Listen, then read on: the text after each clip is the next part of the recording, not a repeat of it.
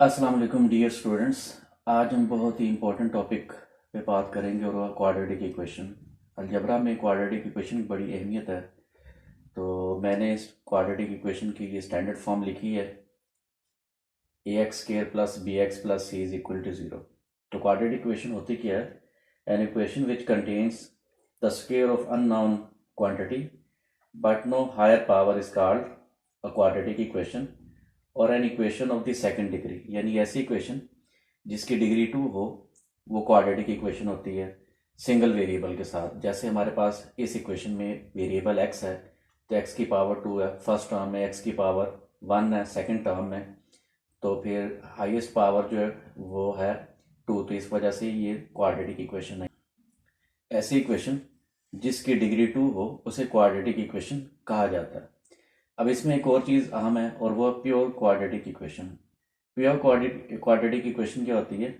अगर b की value 0 हो जाए तो फिर बी एक्स 0 हो जाएगा और वैल्यू बनेगी हमारे पास ए एक्स के plus C is equal to 0। तो ये हमारे पास प्योर क्वाड्रेटिक इक्वेशन है। यानी कि अगर क्वाड्रेटिक इक्वेशन हमारे पास 2x2 plus 4x plus 3 is equal to 0, तो ये मेरे पास स्टैंडर्ड फॉर्म है क्वाड्रेटिक इक्वेशन की। और अगर हम प्योर क्वाड्रेटिक लिखना चाहते हैं तो मैं इसकी एग्जांपल इस तरह लिखूंगा, 4x² plus 3 is equal to 0। तो ये प्योर क्वाड्रेटिक इक्वेशन है। इसकी आइडेंटिफिकेशन क्या है कि इसमें x की वैल्यू नहीं है, x² है और विदाउट x है, इसी वजह से हम प्योर क्वाड्रेटिक इक्वेशन कहते हैं। अब क्वाड्रेटिक इक्वेशन को हल करने के 3 मेथड हैं। तो मेथड्स कौन कौन से हैं जो क्वाड्रेटिक इक्वेशन को हम जिनके ज़रिए हल करते हैं? उनमें सबसे पहला जो मेथड होता है वो होता है फैक्टराइजेशन। यानी कि पहला मेथड जिसके ज़रिए हम क्वाड्रेटिक इक्वेशन को हल करते हैं वो है फैक्टराइजेशन। दूसरा मेथड इसे हम कहते हैं कंप्लीटिंग स्क्वायर।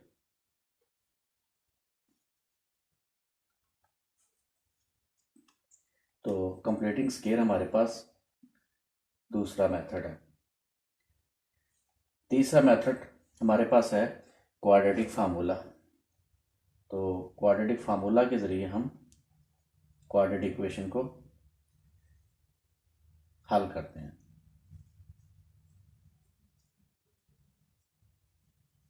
तो ये 3 मेथड है जिनके ज़रिए हम क्वाड्रेटिक इक्वेशन को हल करेंगे। तो आज हम फैक्टराइजेशन के ज़रिए क्वाड्रेटिक इक्वेशन को हल करने का मेथड सीखेंगे। तो ये क्वेश्चन है जिसको हमने क्वाड्रेटिक इक्वेशन, ये हमारे पास क्वाड्रेटिक इक्वेशन है जिसको हमने हल करना है फैक्टराइजेशन मेथड से। तो फैक्टराइजेशन मेथड से हल करने के लिए हमारे पास हमने क्या करना होता है, हमने a और c की वैल्यू को मल्टीप्लाई करना होता है। तो यहाँ पे a की वैल्यू क्या है हमारे पास, x के शुरू में जो कोफिशिएंट है ना वो a की वैल्यू है, तो वो 1 है। और c की वैल्यू इसमें क्या है, -20। तो 1 को हम -20 से मल्टीप्लाई करेंगे तो हमारे पास आ जाएगा -20। अब हमने -20 के फैक्टर बनाने हैं। कितने फैक्टर बनेंगे? एक तो बनेगा 1 20, दूसरा बनेगा 2 10, तीसरा बनेगा 4 5। तो अब ये 3 फैक्टर हैं जो कि 20 के बनेंगे। तो अब दूसरी चीज़ हमें ये देखनी होती है कि जो मिड टर्म है उसको सेपरेट करना है 2 पार्ट में। तो उसके लिए क्या करेंगे कि हम पहले देखेंगे कि हमारे पास हमें चाहिए -1। तो इसमें -1 का डिफरेंस कहाँ पे आ सकता है? तो ये 10 और 2 जो है अगर प्लस करें तो 12 बनेगा, माइनस करें तो 8 बन जाएगा। इसी तरह 20 में 1 प्लस करें 21 बनेगा, 20 में से माइनस करें 1 तो 19 बनेगा। ये इसका डिफरेंस 1 आ सकता है। अगर हम 5 में से 4 निकाल दें तो हम देखेंगे 5 में से 4 निकाल के जवाब हमारा कितना आना चाहिए, -1 आना चाहिए। तो बड़ी वैल्यू जो है ना माइनस वाली होगी। तो इट मीन कि हमारे पास जो बड़ी वैल्यू है माइनस की है। तो ये हमारे पास, अब हम क्या करेंगे, हम लिखेंगे x² और ये जो वैल्यूज़ है इनको, ये 2 वैल्यू हमारे पास आ गई, दोनों हम लिखेंगे 4 प्लस के साथ लिखेंगे, हम लिखेंगे +4 और साथ में वेरिएबल लगाएंगे x और दूसरी वैल्यू लिखेंगे -5x। इसके साथ वही वेरिएबल x लगेगा और -20 इज इक्वल टू 0। अब हमारे पास 4 टर्म्स आ गई हैं। पहली दो टर्म को कॉमन निकालना हमने, वो x है, इधर आ जाएगा 1x प्लस ये x से कैंसिल हो जाएगा और 4 हमारे पास इधर रिमाइंडर आ जाएगा। इसी तरह ये माइनस लगाएंगे और 5 और 20 में जो कॉमन बनेगा वो 5 बनेगा। अब इसमें हम क्या करेंगे, 5 से कैंसिल हो जाएगा तो ये x आ जाएगा, बाहर माइनस है तो अंदर वाली जो साइन है वो चेंज होगा, माइनस माइनस प्लस, 5 का टेबल 20 के लिए पढ़ेंगे तो आएगा 4। तो अब यहाँ पे जाके हमने एक चीज़ चेक करनी है और वो है कि हमारी फैक्टराइजेशन किस हद तक ठीक है। तो ब्रैकेट के अंदर वाली वैल्यू सेम होनी चाहिए। अगर ब्रैकेट के अंदर वाली वैल्यू सेम है इट मीन कि हमारी फैक्टराइजेशन ठीक है। बाकी काम हमने क्या करना है, हमने जो ब्रैकेट से बाहर वैल्यू x -5 ये वैल्यू लिख देनी है और दूसरी वैल्यू x + 4 लिख देनी है और इक्वल कर देना इसको हमने 0 के। अब हम x -5 ये 0 के इक्वल करेंगे और x की वैल्यू क्या बनेगी, इस 5 को हम इधर ले जाएंगे तो माइनस इधर आ गई है, x 5 हो जाएगा। इसी तरह दूसरी जो वैल्यू हमारे पास है x + 4 इक्वल टू 0 करेंगे और इसको भी हम दूसरी तरफ ले जाएंगे और x इज इक्वल टू -4 बनेगा। अब इसका जो सोल्यूशन सेट बनेगा वो हमने करली ब्रैकेट में लिखना है और वो कौन कौन सा, एक हमारे पास 5 आया और एक हमारे पास 5 आया, -4 आया, तो 5 और -4 इसका आंसर आएगा। तो इस तरह हमारे पास जो सोल्यूशन सेट आया वो 5 और -4 आएगा। अब ये क्वेश्चन नंबर 2 है जो हम हल करेंगे, लेकिन इस क्वेश्चन में हमने देखना है कि ये स्टैंडर्ड फॉर्म में लिखा हुआ कि नहीं लिखा हुआ। तो ये क्वेश्चन इस टाइम पे स्टैंडर्ड फॉर्म में नहीं है, तो पहले इसे हमने सॉल्व करना है। तो क्या करेंगे, -3y² इज इक्वल टू, अब इस y को हमने दोनों से मल्टीप्लाई करना है। y पहले y से मल्टीप्लाई होगा, y² आ जाएगा, पावर्स इनकी प्लस होती हैं, फिर y -5 से मल्टीप्लाई होकर -5y बन जाएगा। तो अब इन दोनों वैल्यूज़ को हम लाएंगे दूसरी तरफ, -y -5y is equal to 0, 3y में से y² निकाल देंगे तो y² -5y is equal to 0 आ जाएगा। अब हमने क्या करना है, अब ये स्टैंडर्ड फॉर्म में आ तो गया है लेकिन टर्म इसमें 2 है, टर्म होनी चाहिए थी 3, तो इसको हम सिंपली अब कॉमन लेंगे इसमें। तो कॉमन हमारे पास y² और y कॉमन हमारे पास है y, इधर आ जाएगा 2y -5 इज इक्वल टू 0 या y इज इक्वल टू 0, ये एक वैल्यू आ गई। दूसरी वैल्यू है 2y -5 इज इक्वल टू 0, तो y को हम दूसरी तरफ ले जाएंगे और इसके बाद हम 2 को डिवाइड करेंगे दोनों तरफ, तो y की वैल्यू आ जाएगी 5/2। तो सोल्यूशन सेट में हमारे पास जो जवाब आएगा इसका वो आएगा, एक तो 0 है और दूसरा आएगा 5/2। तो इस तरह ये क्वाड्रेटिक इक्वेशन को हमने सॉल्व कर लिया। अब हम नेक्स्ट करते हैं। तो अब ये क्वेश्चन और है, एक और है जिसमें हम देखेंगे कि ये इक्वेशन हमारे पास जो है ना ये स्टैंडर्ड फॉर्म में नहीं है। स्टैंडर्ड फॉर्म में होने के लिए क्या होगा, x² और विदाउट x। तो हमारे पास हम इन दोनों वैल्यूज़ को दूसरी तरफ ले जाते हैं, 17x² और इसके बाद ये वैल्यू इधर आएगी तो क्या बनेगा, ये प्लस 32x, ये y भी 4 जो है वो भी इधर शिफ्ट हो जाएगा, -4 इज इक्वल टू 0 आ जाएगा। तो अब ये स्टैंडर्ड फॉर्म में आ गई x² x और विदाउट x। अब हम क्या करेंगे, अब हम a और c यानी कि x² के जो कोफिशिएंट है उसको हम c के साथ यानी बगैर वेरिएबल की वैल्यू के साथ मल्टीप्लाई करेंगे। तो 17 को हम 4 से मल्टीप्लाई करेंगे और ये बनेगा 38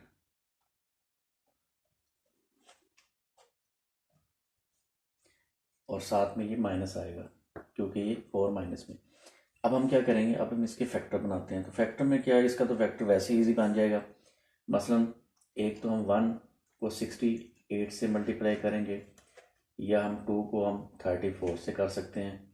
तो अगर हम ये चेक करें तो ये जो 32 लिखा हुआ है इसमें हमें इसी में मिल जाएगा क्योंकि 34 के साथ जो है ये मिड वाली वैल्यू जो है ना ये प्लस है, तो स्प्लिट करेंगे, क्या करेंगे हम, बड़ी वैल्यू को प्लस रखेंगे, छोटी वैल्यू को माइनस कर देंगे। इस तरह 34 को -2 से मल्टीप्लाई करें तो -68 बनता है, और 32 में से 2 माइनस करेंगे तो ये 34 में से -2 करेंगे तो 32 बन जाएगा प्लस में।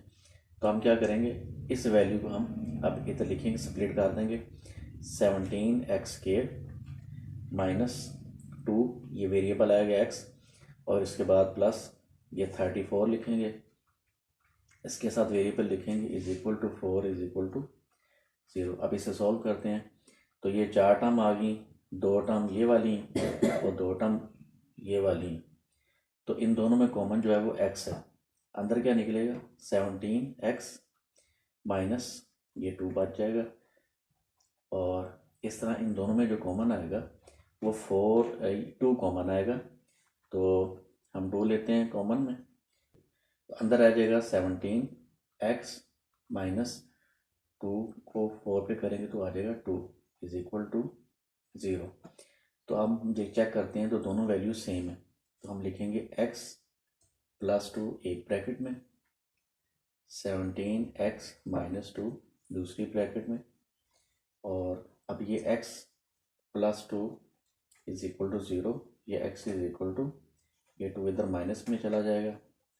इसी तरह दूसरी वैल्यू हमारे पास है 17x minus 2 is equal to 0, या 17x इज इक्वल टू, ये 2 इधर शिफ्ट होगा, प्लस 2 आ जाएगा, तो 17 को जब डिवाइड करेंगे ये 2/17, तो हमारे पास जो सोल्यूशन सेट बनेगा वो एक तो ये आएगा -2 और दूसरा आएगा 2/17। तो ये था हमारा क्वेश्चन जिसमें हमने क्वाड्रेटिक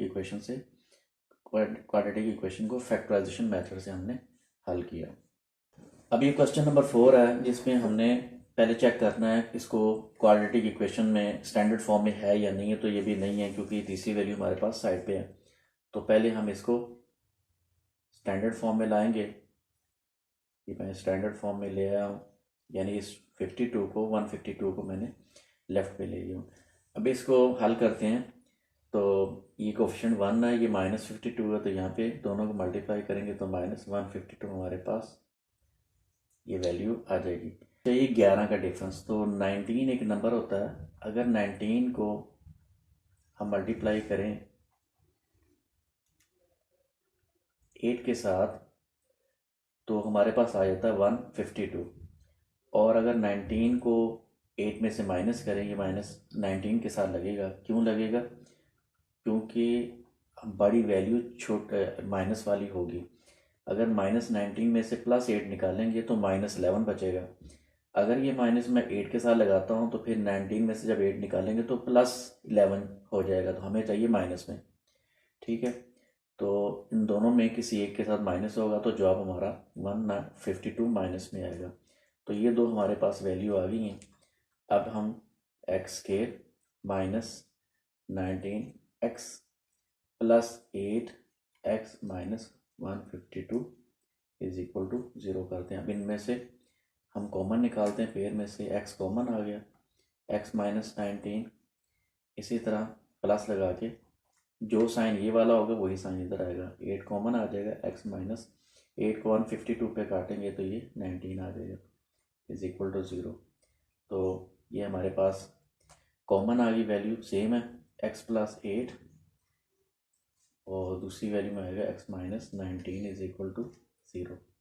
तो x +8 इज इक्वल टू 0 या x इज इक्वल टू -8।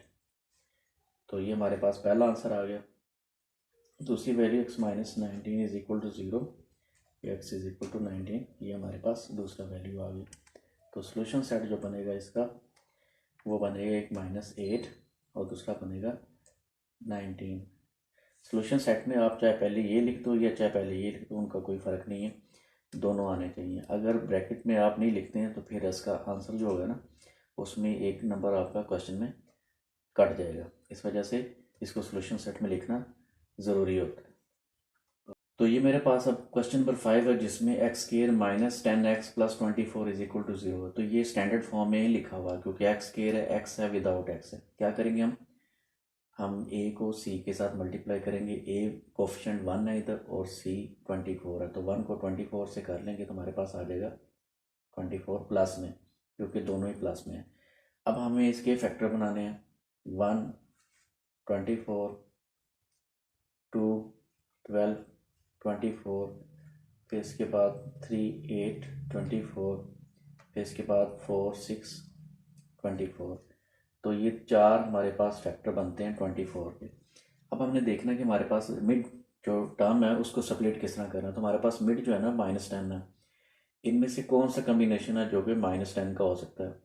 ये हो सकता है अगर 12 में से 2 निकाल दें, ठीक है। लेकिन मसला ये कि अगर 12 में से 2 निकालेंगे तो दोनों में से हमें किसी एक के साथ माइनस लगाना पड़ेगा। अगर दोनों में से किसी एक के साथ माइनस लगाएंगे तो इधर जवाब भी माइनस में आएगा, तो वो गलत है। हमें तो प्लस चाहिए 24, इसलिए ये नहीं है। अब 8 और 3 का डिफरेंस या तो 5 का होता है या 11 का होता है, तो ये भी नहीं है। 6 और 4 को अगर दोनों को प्लस किया जाए तो 10 हो सकता है। अगर दोनों के साथ माइनस भी लगा दें तो ये -10 हो जाएगा, और दोनों को मल्टीप्लाई करने से +24 आएगा। तो ये हमारे पास वो वैल्यू है जो हम इसकी जगह पे लगा सकते हैं x के। अब ये दोनों वैल्यू लिखाएंगे -4x, यही वेरिएबल इसके साथ लगेगा, और -6x + 24 = 0। अब हम इसको हल करते हैं। पहले इनमें से कॉमन निकालते हैं x, एक x रह जाएगा और इधर 4 रह जाएगा। इसी तरह -6 लेते हैं तो ये x आ जाएगा इधर, और ये बाहर माइनस है तो इस प्लस को भी माइनस ये कर देगी, और 6 4 ज़ा 24 होता है। तो अब चेक करते हैं, ये देखो दोनों वैल्यू सेम है, तो ये इट मीन कि हमारी जो फैक्टराइजेशन अभी तक ठीक है। तो क्या करेंगे, हम x को 6 के साथ प्लस कर देंगे, यानी कंबाइन कर देंगे x -6 और दूसरी वैल्यू x -4 = 0। तो x -6 = 0, ये x +6 आ गया। तो हमारे पास ये वैल्यू पहली आ गई। दूसरी हमारे पास x -4 = 0, x +4, ये दूसरी वैल्यू आ गई। तो सोल्यूशन सेट हमारा बनेगा, एक बनेगा 6 और दूसरा बनेगा 4। तो ये था हमारा क्वेश्चन नंबर 5, जिसमें हमने फैक्टराइजेशन से क्वाड्रेटिक इक्वेशन को हल किया। तो नेक्स्ट हमारे पास क्वेश्चन है जिसमें L स्केयर L और विदाउट L, इट मीन कि ये स्टैंडर्ड फॉर्म में लिखा हुआ। तो क्या करेंगे, पहले कोफिशिएंट को मल्टीप्लाई करते हैं। तो 2 को मल्टीप्लाई करेंगे 5 के साथ तो बनेगा -10। अब 10 के फैक्टर बनाते हैं, 1 × 10, 2 × 5। इसके अलावा कोई 10 का फैक्टर नहीं बनता। तो अब हम देखते हैं कि हमें चाहिए -3, तो इसमें तो -3 नहीं आ सकता, इसमें या 9 आएगा या 11 आएगा। तो इसमें आ सकता है। अगर हमें माइनस चाहिए तो फिर हमें बड़ी वैल्यू के साथ माइनस लगाना, यानी 5 के साथ मैं माइनस लगाऊंगा। तो 2 -3 -5 करेंगे तो -3 हमारे पास आंसर आ जाएगा। 2 को 5 से करेंगे तो -10 भी आ जाएगा। तो ये हमारे पास वो नंबर है, हम लिखेंगे 2L स्केयर। अब चाहे पहले आप 2 लिख दें या 5 लिख दो, तो मैं 2 लिख देता हूँ। 2L, ये वाला वेरिएबल साथ आ गया, साथ में -5, L -5 = 0। अब इन दोनों में कॉमन 2 है और इसके अलावा L है, क्योंकि ये L और ये L स्केयर है तो कम पावर आएगी बाहर। अंदर क्या रह जाएगा, एक L रह जाएगा, और ये तो दोनों वैल्यू बाहर है इसलिए यहाँ पे 1 आ जाएगा। अब लगाएंगे माइनस और दोनों में कॉमन है 5, अंदर क्या रह जाएगा L और माइनस माइनस प्लस, 5 को 5 पे डिवाइड करेंगे 1 आंसर आएगा। तो ये हमारे पास दोनों ब्रैकेट्स में सेम वैल्यू। अब लिखेंगे 2L -5, लिखेंगे L +1 = 0। तो 2L -5 = 0 या 2L +5, ये 5 इस तरफ शिफ्ट होगा। अब 2 को डिवाइड करेंगे तो 5/2 हमारे पास पहली वैल्यू का आंसर आ जाएगा। दूसरी वैल्यू L +1 = 0, और 1 को इधर शिफ्ट करेंगे तो L = -1 आ जाएगा। तो सोल्यूशन सेट में इसका जो जवाब आएगा वो आएगा 5/2, दूसरा जवाब -1। तो ये था आज हमने टॉपिक फैक्टराइजेशन के ज़रिए क्वाड्रेटिक इक्वेशन को हल करने का सीखा है, जिसमें तकरीबन मैंने 6 क्वेश्चन किए हैं। तो उम्मीद है कि आपको इस मेथड की समझ आ गई होगी। कि क्वाड्रेटिक इक्वेशन को फैक्टराइजेशन मेथड से किस तरह हल करना है। तो वीडियो को ज़्यादा से ज़्यादा शेयर करें ताकि ये ज़्यादा से ज़्यादा बच्चों तक पहुँचे, और वीडियो को लाइक करें, कमेंट्स करें, और अगर किसी जगह पे समझ ना आई हो तो मुझे इनबॉक्स करें। बाकी अल्लाह हाफिज़।